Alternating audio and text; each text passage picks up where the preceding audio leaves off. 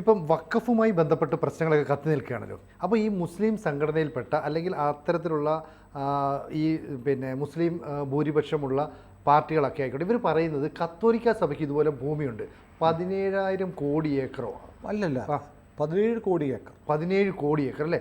17 കോടി ഏക്കർ എന്ന് പറഞ്ഞാൽ അത്രയുള്ള ആസ്തി ഉണ്ടോ ഇപ്പം ഈ പറയുന്ന കത്തോലിക്ക സഭയ്ക്ക്? അത് നമ്മളിത് കേൾക്കുമ്പോൾ ഇത് ഒരു നറേറ്റീവാണ്. ഞങ്ങൾ വഖഫിൻ്റെ പേരിൽ ഭൂമി പിടിച്ചെടുക്കുന്നുണ്ട്. ഞങ്ങൾ ഇന്ത്യയിലിപ്പോൾ വഖഫ് ബോർഡ് ഉണ്ടാകുമ്പോൾ 10,000 ഏക്കറായിരുന്നു ഭൂമി ഉണ്ടായിരുന്നു. ഇപ്പോൾ ഞങ്ങൾക്ക് 9.4 ലക്ഷം 9.4 ലക്ഷം ഏക്കർ ഭൂമിയുണ്ട്. 10,000-ൽ നിന്ന് 2024 എത്തുമ്പോഴത്തേക്ക് 9.4 ലക്ഷം ഏക്കർ ഭൂമിയുണ്ട്.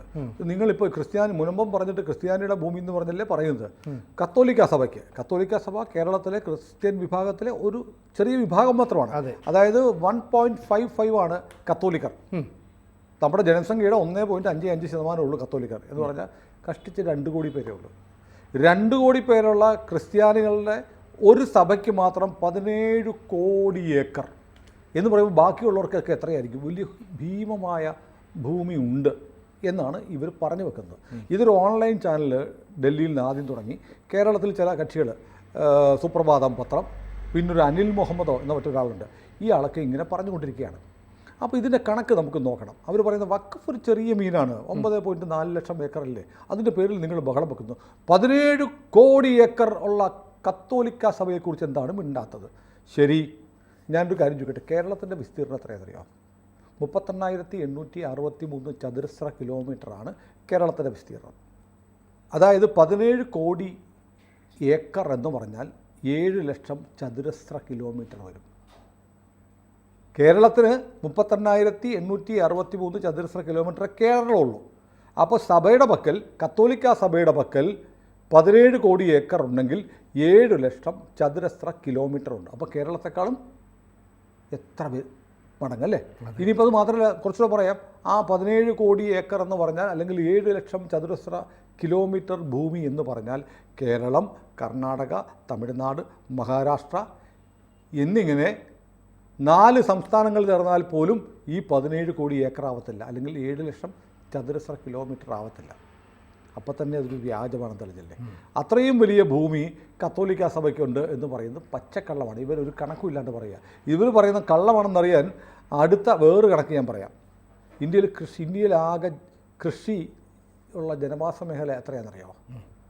51 കോടി ഏക്കർ മാത്രമേ ഉള്ളൂ ഇന്ത്യയിൽ കൃഷിയുള്ള ജനവാസ മേഖല. ബാക്കി മുഴുവൻ തരിശ്, കാട്, മല ഒക്കെയാണ്.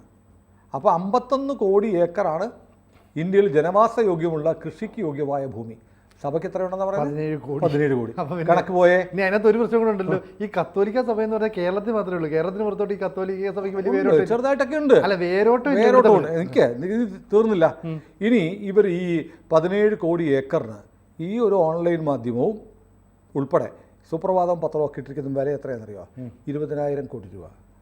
17 കോടി ഏക്കറിൻ്റെ മൂല്യം ഇവർ കണ്ടിരിക്കുന്നത് 20,000 കോടി രൂപയാണ്. നമുക്കൊന്ന് ഡിവൈഡ് ചെയ്ത് നോക്കാം. അപ്പോൾ ഓരോ ഏക്കറിന് എത്രയാണ് വില? അപ്പോൾ കത്തോലിക്ക സഭയ്ക്ക് മുഴുവൻ ഇങ്ങനെ തരിശുഭൂമിയല്ല, അവിടെ കെട്ടിടങ്ങളുണ്ട്, സ്ഥാപനങ്ങളുണ്ട്. അതായത് എന്തെല്ലാം സ്ഥാപനമുണ്ടെന്ന് പറഞ്ഞാൽ കത്തോലിക്ക സഭയ്ക്ക് കേരളത്തിൽ 174 രൂപതകളുണ്ട്. ഇഷ്ടംപോലെ പള്ളി കാണുമല്ലോ, ബിഷപ്പ് ഹൗസുകൾ കാണും. 200ഓളം സന്യാസ സമൂഹങ്ങളുണ്ട്, വൈദികരും കന്യാസ്ത്രീകളൊക്കെ ഉള്ള. അവർക്ക് ഒരുപാട് കെട്ടിടങ്ങളുണ്ടാവുമല്ലോ. പിന്നെന്താണ്? 40,000 സ്കൂളുകളുണ്ട്, 400-ലധികം കോളേജുകളുണ്ട്, 5 മെഡിക്കൽ കോളേജുകളുണ്ട്, 240-ൽ പരം വൈദ്യപഠന, നഴ്സിംഗ്, ബിഫാം, ഫാർമസി ഇതൊക്കെ പഠിപ്പിക്കുന്ന സ്ഥാപനങ്ങൾ 240ഓളം ഉണ്ട്. അതുകൂടാതെ ഇന്ത്യയിലെമ്പാടും 8,500 ആശുപത്രി കിടക്കകളുണ്ട്. കിടക്കകളുടെ എണ്ണമാണല്ലോ പറയുന്നത്. ഒരു ആശുപത്രി എത്ര കിടക്ക? അപ്പോൾ 8,500 ബെഡുകളുണ്ട്. ഇതെല്ലാം ഈ ഭൂമിയിലാണേ, 17 കോടി ഏക്കർ ഭൂമിയിലാണ്. അങ്ങനെ ഉള്ള 17 കോടി ഏക്കർ ഭൂമിക്ക് ഇവരിട്ടിരിക്കുന്ന വില 20,000 കോടി രൂപയാണ്. അതൊന്ന് ഹരിച്ചു നോക്കിയാൽ ഒരേക്കറിന് 1,157 രൂപ കിട്ടുമോ എവിടെയെങ്കിലും? ഒരേക്കറിന്. അപ്പോൾ ഇവരുടെ കണക്ക് എത്രമാത്രം വ്യാജമാണ്, കള്ളമാണെന്നുള്ളൊരു പ്രകടമായ തെളിവാണ് 17 കോടി ഏക്കർ എന്ന് പറയുന്നത്. ആദ്യത്തെ കള്ളം. അതിൻ്റെ വില എന്ന് പറയുന്നത് 20,000 കോടി എന്ന് പറയുന്നത്, അത് നമ്മൾ ഹരിച്ച് നോക്കുമ്പോൾ 1157 രൂപയാണ് ഇവർ ഈ ബിൽഡിങ്ങുകളും ആശുപത്രികളും മറ്റേ വിദ്യാഭ്യാസ സ്ഥാപനങ്ങളും ഒക്കെ ഉള്ള ഭൂമിക്ക് ഒരേക്കറിന് ശരാശരി 1157 രൂപയാണ് വില. അപ്പോൾ കണക്ക് അവിടെ തെറ്റിപ്പോയി. ഒരു ഫിഗറങ്ങ് ഉണ്ടാക്കി. നമ്മൾ ഈ കൊടകര കേസ് പറയത്തില്ലേ, 400 കോടിയുടെ കുഴൽപ്പണം കൊണ്ടുവന്നു. ആര് പറഞ്ഞു 400? ആരോ പറഞ്ഞു. ഒരാൾ 400 പറഞ്ഞു, എല്ലാവരും പറഞ്ഞു. ഏതോ ഒരു ചാനൽ ജഡ്ജി 400 കോടി എന്ന് പറഞ്ഞു. പിന്നെ എല്ലാവരും 400ആയി. പോലീസ് പറഞ്ഞോ, ED പറഞ്ഞോ, പിണറായി വിജയൻ പറഞ്ഞോ? ഇല്ലല്ലോ. ഇല്ല. CPM പോലും 400 കോടി എന്ന് പറഞ്ഞില്ല. പിന്നെ എങ്ങനെയായി 400 കോടി എന്നുള്ള ഫിഗർ എവിടെ നിന്ന് ഡിറൈവ് ചെയ്തു എന്ന് ചോദിച്ചാൽ നോ ആൻസർ. കഥയിൽ ചോദ്യമില്ല എന്ന് പറയുന്നത് പോലെയാണ് കത്തോലിക്ക സഭയ്ക്ക് 17 കോടി ഏക്കർ ഉണ്ടെന്നുള്ള കള്ളത്തരമാണ്. അത് ഈ വഖഫിൻ്റെ പേരിൽ നടക്കുന്ന ലാൻഡ് ജിഹാദിനെ ഒന്നും ലഘൂകരിക്കാനും, ഞങ്ങൾ മാത്രമല്ല ക്രിസ്ത്യാനികളും പിടിച്ചിട്ടുണ്ട് ഭൂമി. ന്യായമല്ലല്ലോ. ഇപ്പോൾ നമ്മൾ ഒരു അക്രമത്തെക്കുറിച്ച് പറയുമ്പോൾ, കൊലപാതകം, രാഷ്ട്രീയ കൊലപാതകത്തെക്കുറിച്ച് ചാനലിൽ ചർച്ച വരിക, CPMകാർ ആരെങ്കിലും കൊന്നു, കോൺഗ്രസ്സുകാർ പറയുമ്പോൾ ഉടനെ നിങ്ങൾ അവിടെ കൊന്നില്ലേ, നിങ്ങൾ ഇവിടെ കൊന്നില്ലേ, തിരിച്ചു ചോദിക്കുന്നത് ഞങ്ങൾ ചെയ്തത് തെറ്റാണെന്ന് പറയാൻ ആരുമില്ല, നിങ്ങളും ചെയ്തില്ലേ എന്നാണ് ചോദിക്കുന്നത്. എന്ന് പറയുന്നത് പോലെ ഞങ്ങൾക്ക് 9.4 ലക്ഷം ഏക്കർ ഭൂമി ഞങ്ങളുടെയിലുണ്ട്. ശരി, പക്ഷെ ഞങ്ങൾ ചെറിയ മീനാണ്, വലുത് സ്രാവ് തിമിംഗലാരാണ് കത്തോലിക്ക സഭ എന്ന് പറയാൻ വേണ്ടി ഉണ്ടാക്കിയിരിക്കുന്ന ഒരു കള്ളമാണ്, പച്ചക്കള്ളമാണ് 17 കോടി ഏക്കർ ഭൂമി കേരളത്തിലെ കത്തോലിക്ക സഭയ്ക്കുണ്ടെന്ന് പറയുന്നത്. ഞാൻ നേരത്തെ പറഞ്ഞു 1.55 ആണ് ജനസംഖ്യയിൽ കത്തോലിക്ക, അതായത് കഷ്ടിച്ച് 2 കോടി. അവരുടെ പക്കൽ ഇത്രയും ഭൂമി ഉണ്ടെന്നുള്ള ഒരു കഥ കഴിഞ്ഞ കുറേ ദിവസമായി അടിച്ചു വിടുകയാണ്. എന്തിനാണ്? വഖഫിൻ്റെ പേരിൽ നടക്കുന്ന ഈ കൊള്ള മൂടി വെക്കാൻ വേണ്ടി. ഇനി നമ്മൾ വേറൊന്ന് ആലോചിക്കണം, ഈ കത്തോലിക്ക സഭയ്ക്ക് എങ്ങനെയാണ് ഭൂമി കിട്ടിയത്? ഒന്ന്, ഇവർ കാലങ്ങളായി നമ്മുടെ രാജ്യത്ത്, ഇപ്പോൾ കോട്ടയത്ത് CMS കോളേജ് കേരളത്തിലെ ആദ്യത്തെ കോളേജാണെന്നു അല്ലേ? അതെ. അങ്ങനെ കേരളത്തിൽ പല ബ്രിട്ടീഷുകാരുടെ കാലത്ത്, ബ്രിട്ടീഷ് ഭരണകാലത്ത് ഒരുപാട് മാതൃകാപരമായ പ്രവർത്തനങ്ങൾ കേരളത്തിലെ കത്തോലിക്ക സഭ ചെയ്തിട്ടുണ്ട്, ക്രൈസ്തവ സഭ ചെയ്തിട്ടുണ്ട്. കത്തോലിക്കർ മാത്രമല്ല, നമ്മൾ ജനറലി പറയണം, എല്ലാ സഭകളും ചെയ്തിട്ടുണ്ട്. അങ്ങനെ കത്തോലിക്ക സഭയും ഒരുപാട് കാര്യങ്ങൾ, വിദ്യാലയങ്ങൾ, ആശുപത്രികൾ, ഇങ്ങനെയുള്ള കാര്യങ്ങളൊക്കെ ചെയ്തപ്പോൾ ഇവരുടെ സേവന പ്രവർത്തനങ്ങൾ കണ്ട് സർക്കാരുകൾ ഒരുപാട് ഭൂമി കൊടുത്തിട്ടുണ്ട്. രാജഭരണകാലത്ത് കൊടുത്തിട്ടുണ്ട്. അങ്ങനെയല്ലേ മുസ്ലിങ്ങൾ ഇവിടെ വന്നത്? 9 പേരോ മറ്റോ അല്ലേ മാലിക് ദീനാറിൻ്റെ അല്ലേ ഇവിടെ വന്നത്? അവർക്ക് ഭൂമി കൊടുത്തു, വീട് കൊടുത്തു, കല്യാണം കഴിക്കാൻ പെണ്ണുങ്ങളെ വേണമെന്ന് പറഞ്ഞപ്പോൾ പെണ്ണുങ്ങളെ കൊടുത്തു. അങ്ങനെയല്ലേ ഇവിടെ ഇസ്ലാം ഉണ്ടായത്? പള്ളി കൊടുങ്ങല്ലൂർ ഉണ്ടാക്കാൻ വെച്ചിരുന്ന പള്ളി കൊടുത്തില്ലേ? അമ്പലമാക്കാൻ വെച്ചിരുന്നത് സ്ഥലം പള്ളിക്ക് കൊടുത്തില്ലേ? അങ്ങനെ ഇസ്ലാമിനെയും ഈ കേരളത്തിലെ ജനങ്ങൾ, കേരളത്തിലെ ഹിന്ദുക്കൾ, കേരളത്തിലെ ഹിന്ദു രാജാക്കന്മാർ സ്വീകരിച്ചിട്ടുണ്ട്. അവർക്ക് ഭൂമി കൊടുത്തു, പള്ളി കൊടുത്തു, പെണ്ണ് കൊടുത്തു, പണം കൊടുത്തു, കച്ചവടത്തിന് അവകാശം കൊടുത്തു. അത് ഈ ജൂതന്മാർക്ക് കൊടുത്തിട്ടുണ്ട്, മുസ്ലിങ്ങൾക്ക് കൊടുത്തിട്ടുണ്ട്, ക്രിസ്ത്യാനിക്കും കൊടുത്തിട്ടുണ്ട്. അങ്ങനെ രാജഭരണകാലത്ത് സഭയ്ക്ക് കിട്ടിയിട്ടുണ്ട് കുറേ ഭൂമി. പിന്നെന്ത് ചെയ്തു? ഇവർ വഖഫ് ചെയ്യുന്നു എന്ന് പറയുന്നത്, ഇപ്പോൾ ഇവർ വഖഫ് എന്ന് പറഞ്ഞ നാട്ടുകാരൻ്റെ ഭൂമി പിടിക്കാൻ നടക്കുക. അങ്ങനെയല്ല, ക്രിസ്തീയ വിശ്വാസികൾ ഒരുപാട് പേർ സഭയ്ക്ക് ഭൂമി എടുത്തി കൊടുത്തിട്ടുണ്ട്, ഇല്ലേ? ദാനമായി കിട്ടിയിട്ടുണ്ട്. സർക്കാരുകൾ സമ്മാനമായി അല്ലെങ്കിൽ കരമൊഴിവായി കൊടുത്ത ഭൂമിയുണ്ട്, അക്കൂട്ടത്തിൽ ദാനമുണ്ട്. പിന്നെ സഭ കാശ് കൊടുത്ത് പിടിച്ചിട്ടുണ്ട്, ഇല്ലേ? ഉണ്ട്. ഇങ്ങനെയൊക്കെയാണ് കേരളത്തിലെ ക്രൈസ്തവ സഭ, കത്തോലിക്ക സഭ കേരളത്തിൽ ഭൂമി ആർജിച്ചിട്ടുള്ളത്, ഇന്ത്യയിൽ ഭൂമി ആർജിച്ചിട്ടുള്ളത്. അല്ലാതെ ചർച്ച് ബോർഡ് എന്നും പറഞ്ഞൊരു ബോർഡ്, ഞങ്ങൾ നോക്കുന്ന സ്ഥലമെല്ലാം ഞങ്ങളുടേത്, ഞങ്ങൾ ആരെങ്കിലും മനസ്സിൽ വിചാരിച്ചാൽ ചർച്ച് ബോർഡിൻ്റെ, അല്ലെങ്കിൽ നിങ്ങൾ വാടകയ്ക്കെടുത്തിട്ട് വാടകക്കാരൻ ചർച്ച് ബോർഡിന് ഇരിക്കട്ടെ എന്ന് പറഞ്ഞാൽ ചർച്ച് ബോർഡിന് എന്ന് പറഞ്ഞ് കത്തോലിക്ക സഭ, ക്രൈസ്തവ സഭ ആരുടെയെങ്കിലും ഭൂമി പിടിച്ചിട്ടുണ്ടോ? പിന്നെ കൂട്ടത്തിൽ പറയാതിരിക്കാൻ വയ്യ, നമ്മൾ ഇടുക്കി പോലെയുള്ള ചില സ്ഥലങ്ങളിലൊക്കെ മലയിലൊക്കെ കുരിശ് വെച്ചു എന്ന് പറഞ്ഞ്, കുരിശ് കൃഷി എന്ന് പറഞ്ഞിട്ടുണ്ട്. അതിനെ ക്രൈസ്തവർ തന്നെ എതിർക്കുന്നുണ്ട്. റവന്യൂ ഭൂമി അങ്ങനെ പിടിക്കാൻ പാടില്ല, സർക്കാരിൻ്റെ ഭൂമി സർക്കാരിന് വിടണം എന്ന് അവരുടെ കൂട്ടത്തിൽ നിന്ന് തന്നെ അഭിപ്രായം വന്നിട്ടുണ്ട്.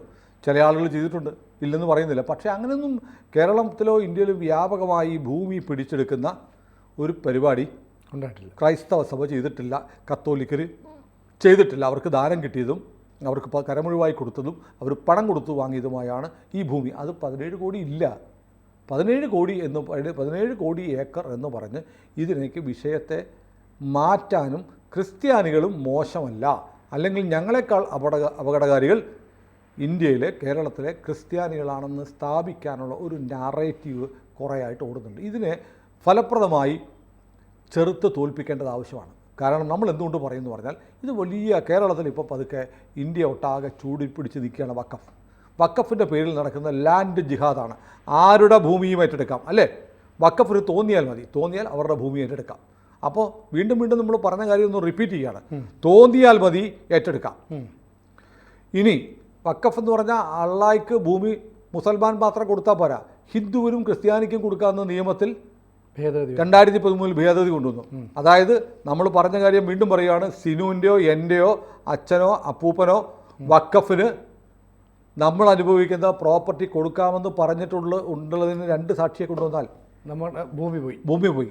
അത് രേഖ വേണ്ട, വാക്കാൽ പറഞ്ഞാൽ മതി, വിത്തൗട്ട് എവിഡൻസ്. ഇനിയോ നമ്മുടെ ഏതെങ്കിലും വസ്തു, സ്ഥാവര ജംഗമ വസ്തു, ഒരു വണ്ടി, നിങ്ങൾക്കൊരു ബസ്സുണ്ട്, ഓടിക്കാൻ വേണ്ടി ഒരാൾക്ക് കൊടുത്തു വാടകയ്ക്ക്, അല്ലെങ്കിൽ ഇപ്പോൾ നമ്മുടെ എറണാകുളത്തൊക്കെ ഉണ്ട്, ഓട്ടോറിക്ഷ മേടിച്ചിട്ട് വാടകയ്ക്ക് ഓടിക്കാൻ കൊടുക്കുന്നവരാണ്. പെർമിറ്റ് മേടിച്ചിട്ട് വാടക വണ്ടി ഓട്ടോയ്ക്ക് കൊടുക്കും, വണ്ടി വാടകയ്ക്ക് കൊടുക്കും. ഓട്ടോറിക്ഷ നമ്മുടെയാണ്, എന്നിട്ട് ഒരു തുക വാടക കാശ് എല്ലാ ദിവസം തരണം, ബാക്കിയുള്ളത് ഓട്ടോക്കാരന് എടുക്കാം. അത് ബൈ യൂസ്. ഒരു മുസ്ലിമിനാണെങ്കിൽ വഖഫ് നിയമപ്രകാരം അയാൾ ഉപയോഗിച്ചുകൊണ്ടിരിക്കുകയല്ലേ, അയാൾ ഞാൻ ഈ ഓട്ടോ വഖഫിന് കൊടുത്തിട്ട് പറഞ്ഞാൽ പോയി, പിന്നെ ഞാൻ നാളെ ഓട്ടോയ്ക്ക് എന്ന് വെച്ചാൽ ഗോപി വരച്ചോണം. ഇല്ല, ഗോപി വരച്ചോണം. പ്രോപ്പർട്ടി, നിങ്ങളുടെ വീട് വാടകയ്ക്ക് അല്ലെങ്കിൽ കടമുറിയിൽ ഒരാൾ വാടകയ്ക്ക് എടുക്കുന്നു, ആ വാടകക്കാരൻ പറയുകയാണ് ബൈ യൂസാണ്, ഞാനിത് വഖഫിന് കൊടുത്തിരിക്കുന്നു എന്ന് പറഞ്ഞാൽ പോയി.